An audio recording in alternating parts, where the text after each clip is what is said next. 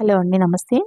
ఈరోజు మనం పెద్ద size blouse back part cutting ఎలా చేయాలో చూద్దాము. తడిపి ఆరబెట్టుకున్న లైనింగ్ క్లాత్ ని ఎక్స్ట్రాస్ ఏమీ లేకుండా ఇలా స్ట్రైట్ లైన్ డ్రా చేసుకుని కట్ చేసుకోవాలి. కింది వైపు ఖర్చుకి మార్జిన్ వేసుకోవాలి. ఈ వీడియోస్ మీకు ఏమాత్రం యూస్ఫుల్ అయినా ప్లీజ్ లైక్ చేసి సబ్స్క్రైబ్ చేయండి. సైజ్ బ్లౌజ్ నుంచి ముందుగా మనం నడుము కొలతని తీసుకోవాలి. నడుము కొలతని ఈ విధంగా బ్యాక్ పార్ట్ ని హాఫ్ కి ఫోల్డ్ చేసి కుట్ల వరకు మార్కింగ్ చేసుకోవాలి. ఇప్పుడు డాట్స్ కోసం 1 ఇంచ్ ఎక్స్ట్రా మార్కింగ్ చేసుకోవాలి. ఆ తర్వాత 1.5 ఇంచెస్ వరకు మార్జిన్ తీసుకోవాలి. ఇప్పుడు సైజ్ బ్లౌజ్ యొక్క బ్యాక్ పార్ట్ ని యూజ్ చేసుకుని ఇలా హైట్ ని తీసుకోవాలి. వీడియోలో చూపించిన విధంగా ఇలా కుట్లతో సహా హైట్ ని తీసుకోవాలి. మొత్తం ఖర్చులతో కలిపి హైట్ ఎంత ఉందో కొలుచుకొని ఇదే హైట్ ని ఇంకొక వైపు కూడా మార్కింగ్ చేసుకోవాలి. ఇలా మార్కింగ్ చేసుకున్నట్లయితే మనకు స్ట్రైట్ లైన్ డ్రా చేసుకోవడానికి వీలుంటుంది. ఇక్కడ ఖర్చులతో కలిపి నాకు 16.1 ఇంచెస్ వరకు వచ్చింది. ఇక్కడ నడుములు వచ్చేసి 9 ఇంచుల వరకు ఉంది. అలాగే ఆమ్ రౌండ్ చెక్ చేస్తున్నాను. ఈ ఆమ్ రౌండ్ వచ్చేసి నాకు 8 ఇంచెస్ వరకు వచ్చింది. చిన్న సైజ్ బ్లౌజ్లకైతే ఆమ్ రౌండ్ కి 1 ఇంచ్ కలిపితే చెస్ట్ వస్తుంది. డీప్ నెక్ బ్లౌజ్ ఉంటే హెవీ చెస్ట్ ఉన్న వాళ్ళకి ఇలా ఆమ్ రౌండ్ తో కట్ చేస్తే బ్లౌజ్ కరెక్ట్గా రాదు. అందుకని నేను ఒకసారి మార్కింగ్ పెట్టి చూపిస్తున్నాను. ఇక్కడ ఆమ్ రౌండ్తో కట్ చేసినట్లయితే మనకు మార్కింగ్ అనేది ఈ విధంగా వస్తుంది. కాబట్టి నేను మళ్ళీ సైజ్ బ్లౌజ్ నుంచి చెస్ట్ కొలతను తీసుకుంటున్నాను. వీడియోలో చూపించిన విధంగా సైజ్ బ్లౌజ్లో నెక్ కింది భాగం నుంచి కొలుచుకున్నట్లయితే మనకు చెస్ట్ లూజ్ అనేది తెలుస్తుంది. ఇక్కడ నాకు 20.2 వరకు వచ్చింది, అంటే 10.1 ఇంచెస్ అనమాట. ఇప్పుడు ఈ 10.1 ఇంచెస్ని నేను చెస్ట్ లూజ్గా మార్కింగ్ చేస్తున్నాను. ఇప్పుడు ఈ చెస్ట్ లూజ్ని నడుము లూజ్ని కలుపుతూ లైన్ డ్రా చేసుకోవాలి. ఇప్పుడు మార్జిన్ కోసం 1.5 ఇంచెస్ వరకు మార్కింగ్ చేసుకోవాలి.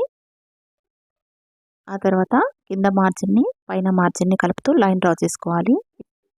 షోల్డర్ వచ్చేసి 5.5 ఇంచెస్ వరకు మార్కింగ్ చేసుకొని ఆమ్ రౌండ్ కోసం 6 ఇంచెస్ వరకు మార్కింగ్ చేస్తున్నాను. ఈ 6 ఇంచెస్ ఆమ్ రౌండ్ అనేది పైనుంచి ఎంత డిస్టెన్స్లో ఉందో కింద నుంచి కూడా అంతే డిస్టెన్స్లో ఉండేలాగా చూసుకోవాలి.